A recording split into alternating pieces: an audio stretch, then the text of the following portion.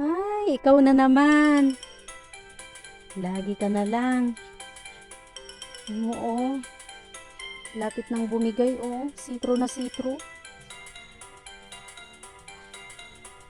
Nako. Alam mo, naawa na talaga ako sa iyo. Favorite ka kasi ng asawa ko eh.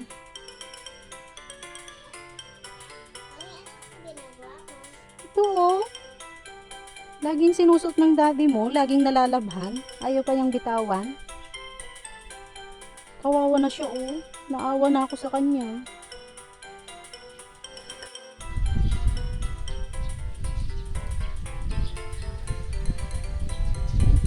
Hindi na nga kita ng maraming ganito.